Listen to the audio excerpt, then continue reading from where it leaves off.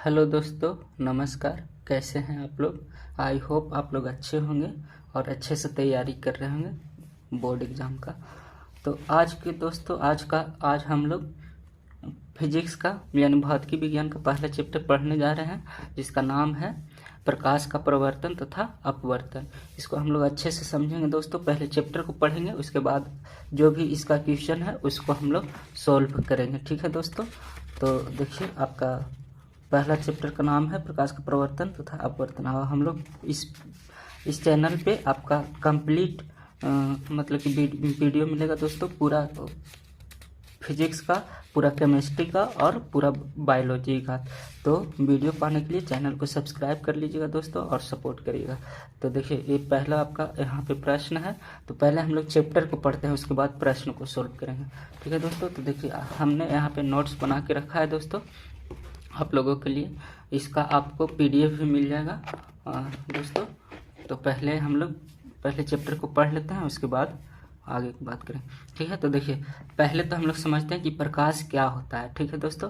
तो देखिए, जो प्रकाश है ना, वो आपका एक प्रकार का ऊर्जा है और उसी की सहायता से हम किसी वस्तु को देख पाते हैं। तो देखिए, इसमें आपका परिभाषा लिखा हुआ है, प्रकाश एक प्रकार का ऊर्जा है जिसकी सहायता से किसी वस्तु को देख पाते हैं। ठीक है? यानी सिंपल शब्दों में कह सकते हैं एक लाइन में कि प्रकाश एक प्रकार का ऊर्जा है। देखिए, और जो प्रकाश होता है दोस्तों, वो हमेशा सीधी रेखा में गमन करती है। ठीक है? और यह निर्वात से होकर गुजरती है, और निर्वात में इसका जो दोस्तों स्पीड जो होता है, मतलब वेग जो होता है ना, 3 × 10⁸ मीटर पर सेकेंड होता है। इसको जरूर से याद रखिएगा।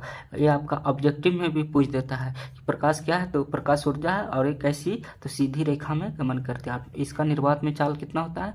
3 × 10⁸ मीटर पर सेकेंड होता है, मीटर पर सेकंड। ठीक है? और देखिए, ये जो प्रकाश है ना दोस्तों, वो एक तरह का विद्युत चुम्बकीय तरंग भी है। ठीक है? और इसको गमन करने के लिए द्रवात्मक माध्यम की आवश्यकता नहीं पड़ता है, यानी ठोस वगैरह की जरूरत नहीं पड़ता है। ये द्रव या ताप वगैरह गैस के माध्यम से, मतलब कि एक माध्यम से दूसरे माध्यम में जाता है, ठोस की जरूरत नहीं पड़ता है। ठीक है? तो एक प्रकार का आपका विद्युत चुम्बकीय तरंग भी है, आपको ऑप्शन में देखना पड़ेगा। ठीक है? तो देखिए, आपका यहाँ पे जो क्वेश्चन है दोस्तों, पहला है कि प्रकाश एक ऊर्जा है, इसे स्पष्ट कीजिए। प्रकाश किस तरह से एक प्रकार का ऊर्जा है? तो देखिए, इसको स्पष्ट करने के लिए हम लोग देखेंगे निम्न कथन के द्वारा आप स्पष्ट कर सकते हैं। देखिए, प्रकाश एक ऊर्जा है, इस कथन को निम्न प्रकार से स्पष्ट किया जा सकता है। ठीक है? तो ऐसा देखा जाता है, विद्युत धारा प्रवाहित होते ही परिपथ से युक्त विद्युत बल्ब जलने लगता है और प्रकाश उत्सर्जन प्रारंभ हो जाता है। इस घटना में विद्युत ऊर्जा प्रकाश ऊर्जा में बदल जाती है। आप लोग अपने घर में बिजली वगैरह जरूर देखे होंगे दोस्तों कि जब तार में मतलब स्विच ऑन करते हैं, जो बल्ब होता है वो जल जाता है, यानी जलने लगता है और प्रकाश का उत्सर्जन करता है। तो जो वहाँ पे जो विद्युत ऊर्जा है दोस्तों, वो प्रकाश ऊर्जा में बदल जाता है। ठीक है? इसी तरीके से देखिए, जब फोटोग्राफी कैमरे से फोटो खींचते समय जब प्रकाश की किरण फोटोग्राफिक प्लेट पर पड़ती है तो प्रकाश ऊर्जा रासायनिक ऊर्जा में बदल जाती है। तो देखिए, जब फोटोग्राफिक फोटो खींचता है ना दोस्तों, तो वहाँ पे जो प्रकाश की किरण होता है ना, फोटोग्राफिक प्लेट पर पड़ता है और उससे जो प्रकाश ऊर्जा है वो रासायनिक ऊर्जा में बदल जाता है। तो देखिए, यहाँ भी ऊर्जा बदल रहा है, यानी क्या है, तो एक तरह का ऊर्जा ही है, तब ना एक ऊर्जा से दूसरे ऊर्जा में बदल रहा है। आप 9th क्लास में पढ़े होंगे कि ऊर्जा को ना ही तो हम लोग मतलब कि उत्सर्जन कर सकते हैं, ना ही उसको हम खत्म कर सकते हैं, बस उसको चेंज कर सकते हैं, एक स्थानांतरण कर सकते हैं एक अथी से दूसरे में। ठीक है दोस्तों? तो देखिए, ये दोनों उपरोक्त उदाहरण से स्पष्ट हो जाता है कि प्रकाश निश्चित रूप से एक ऊर्जा का ही स्वरूप है, मतलब ऊर्जा का ही रूप है, तब तो एक फॉर्म से दूसरे फॉर्म में चेंज कर रहे हैं। देखिए, यहाँ पे विद्युत ऊर्जा प्रकाश ऊर्जा में बदला, यहाँ पे प्रकाश ऊर्जा विद्युत रासायनिक ऊर्जा में बदला। तो हम कह सकते हैं ना कि प्रकाश भी एक प्रकार का ऊर्जा है। तो इसी तरीके से लिखिएगा प्रकाश। अब देखिए, अब यहाँ से आपका में देखिए, किरण क्या होता है दोस्तों? देखिए, जो प्रकाश की गमन करने की पथ की दिशा को हम किरण कहते हैं। जिस पथ से मतलब कि प्रकाश गमन करता है, एक जगह से दूसरे जगह जाता है, तो उसी पथ को हम लोग किरण कहते हैं। इसका देखिए इस तरीके से सिंबल यानी मतलब चित्र बनेगा। ठीक है दोस्तों? प्रकाश पुंज, किरणों के समूह को प्रकाश पुंज कहते हैं। जो बहुत सारा किरण होता है, समूह माने बहुत सारा, तो किरणों का जो समूह होता है दोस्तों, उसको हम प्रकाश पुंज कहते हैं। और ये जो प्रकाश पुंज होता है ना दोस्तों, वो 3 प्रकार का होता है। एक समांतर प्रकाश पुंज होता है, एक अभिसारी प्रकाश पुंज होता है और एक अपसारी प्रकाश पुंज होता है। ठीक है, तो देखिए समांतर प्रकाश पुंज किसे कहेंगे? जिस प्रकाश पुंज की सभी किरणें समांतर होती है उसे हम समांतर प्रकाश पुंज कहते हैं। देखिए एक किरण, दो किरण, त्रिकिरण, यानी किरणों का ये तो समूह है, तो एक प्रकाश पुंज हो गया। और देखिए सब एक दूसरे के समांतर है ना दोस्तों, तो इसी तरह से इसको हम समांतर प्रकाश पुंज कहते हैं। और देखिए अब दूसरा है अभिसारी। जिस प्रकाश पुंज की सभी किरणें एक बिंदु पर मिलती है उसे अभिसारी प्रकाश पुंज कहते हैं, या इसे संतृप्त प्रकाश पुंज भी कहा जाता है। देखिए यहाँ पे इस बिंदु पर देखिए प्रकाश की किरणें यहाँ आ रही है, ठीक है दोस्तों, यहाँ, और इस बिंदु पे मिल रही है, तो ये क्या हो रहा है? अभिसारित हो रहा है। इसीलिए हम इस किरण पुंज को अभिसारी किरण पुंज कहते हैं, या संतृप्त किरण पुंज भी बोलते हैं। ठीक है दोस्तों, अब देखिए तीसरा है आपका अपसारी। तो देखिए अपसारी कहते हैं जिस प्रकाश पुंज की सभी किरणें एक बिंदु से निर्गत होकर, निर्गत का मतलब निकल कर विभिन्न दिशाओं में फैल जाती है, उसे हम अपसारी प्रकाश पुंज कहते हैं। इसको अपसरित प्रकाश पुंज भी कहते हैं, अपसारी या अपसरित प्रकाश पुंज भी कहते हैं। तो देखिए इसमें यहाँ से निकल रहा है दोस्तों, तो अब निकल के सभी दिशाओं में मतलब विभिन्न दिशाओं में फैल रहा है, तो ये अपसारित हो रहा है। और यहाँ पे एक बिंदु पर आकर मिल रहा है तो ये अभिसारित हो रहा है, और यहाँ एक बिंदु से निकलकर फैल रहा है तो अपसारित हो रहा है। अब इसी तरीके से पदार्थ के बारे में पढ़ना है दोस्तों। पदार्थ मतलब इसमें दो तरह का होता है, एक आत्मदीप्त पदार्थ होता है, एक अदीप्त पदार्थ होता है। तो देखिए आत्मदीप्त पदार्थ किसको कहते हैं? वे पदार्थ जो स्वयं प्रकाश उत्सर्जित करते हैं उसे आत्मदीप्त पदार्थ कहते हैं। जैसे सूरज हो गया, तारे हो गए, दीपक हो गया, तो ये प्रकाश उत्सर्जित करता है। ठीक है दोस्तों, तो इसको हम लोग आत्मदीप्त पदार्थ कहते हैं। अदीप्त पदार्थ किसे कहते हैं? वे पदार्थ जो प्रकाश को उत्सर्जित नहीं करते हैं लेकिन प्रकाश की उपस्थिति में दिखाई पड़ते हैं उसे हम अदीप्त पदार्थ कहते हैं। ठीक है, जैसे पत्थर हो गया, टेबल हो गया, कुर्सी हो गया, बहुत सारा एग्जाम्पल है दोस्तों जो मतलब कि आपका अदीप्त पदार्थ का उदाहरण है। मतलब कि प्रकाश उत्सर्जित नहीं कर सकता है उसको हम अदीप्त कहते हैं, और जो प्रकाश उत्सर्जित कर सकता है उसको हम आत्मदीप्त कहते हैं। ठीक है दोस्तों, देखिए और इसमें नोट में आपको जरूर से याद रखिएगा, चंद्रमा जो होता है वो भी अदीप्त, वो खुद से प्रकाश उत्सर्जित नहीं कर सकता है। ठीक है दोस्तों, इसीलिए इसको अदीप्त पदार्थ कहते हैं, क्योंकि यह प्रकाश नहीं उत्सर्जित करता है बल्कि वह अपने पर पड़ने वाली सूर्य प्रकाश को प्रवर्तित कर देता है।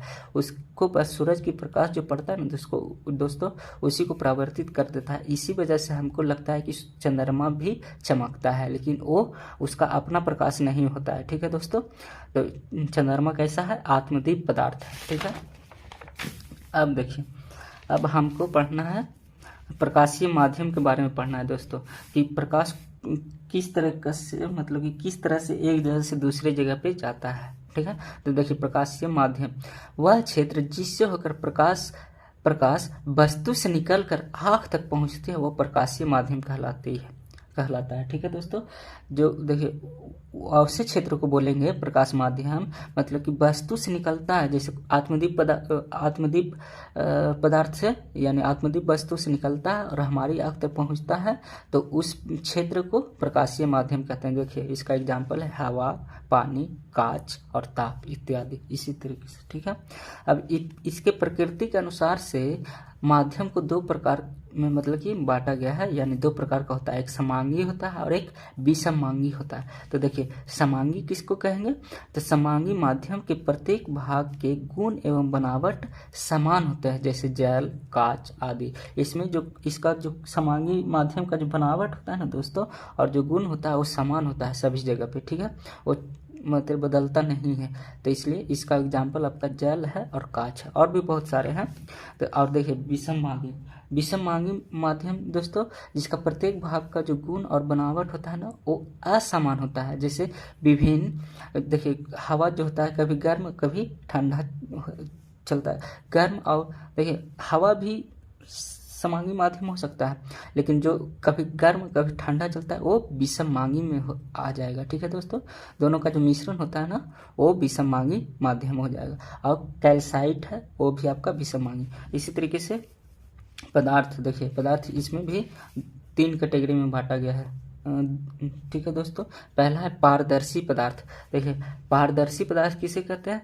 जिन पदार्थों से होकर प्रकाश पूर्ण रूप से गमन मतलब आर पार निकल जाता है उसे हम पारदर्शी पदार्थ कहते हैं। जैसे इधर से प्रकाश गया तो दूसरी तरफ भी प्रकाश पार हो जाता है दोस्तों, तो उसको हम कहते हैं पारदर्शी पदार्थ। जैसे कांच, शीशा वगैरह देखिएगा आर पार हो जाता है उसमें, कांच, पानी, हवा आदि। पानी में भी अंदर की ओर दिखाई देता है, मतलब आर पार हो जाता है एक तरफ से दूसरी तरफ, तो उसको हम पारदर्शी कहेंगे। और देखिए अपारदर्शी, जिन पदार्थों से होकर प्रकाश बाहर नहीं निकल पाता है उसे हम अपारदर्शी पदार्थ कहते हैं। ठीक है दोस्तों। जैसे पत्थर हो गया, ईंट हो गया, दीवार हो गया, देखते हैं ना दीवार के आर पार नहीं होता है प्रकाश, तो इसलिए हम उसको कहते हैं अपारदर्शी पदार्थ। ठीक है दोस्तों। अब देखिए तीसरा है पारभासी पदार्थ। जिन पदार्थों से होकर प्रकाश की कुछ अंश बाहर निकल जाता है उसे हम पारभासी कहते हैं। ठीक है।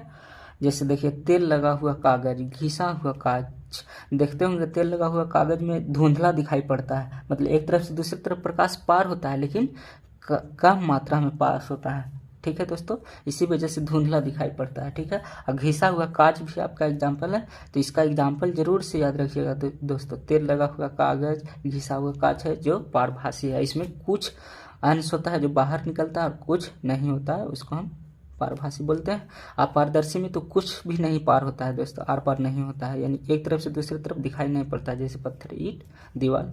अपारभासी में आपका कांच हो गया, पानी हो गया, हवा हो गया, इसमें मतलब कि पूरा जो प्रकाश है ना पूर्ण रूप से मतलब सारा का सारा आर पार हो जाएगा, तो उसको हम पारदर्शी पदार्थ कहते हैं। इसका एग्जाम्पल कांच, पानी और हवा।